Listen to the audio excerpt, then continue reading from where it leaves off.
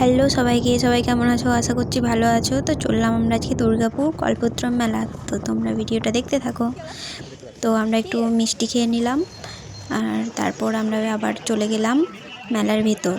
তো মেলার ভেতরে আমরা যখন গিয়েছিলাম তখন ভিড়টা কম ছিল।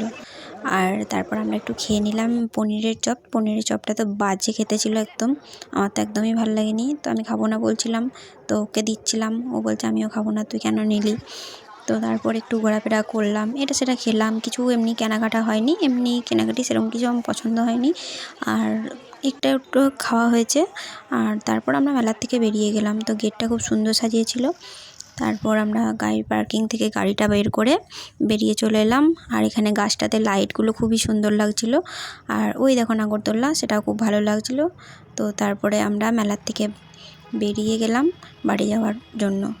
তো রাস্তায় আমরা খেলাম একটু মোমো। তারপর আমি ভিডিওটা এখানেই শেষ করলাম। টাটা।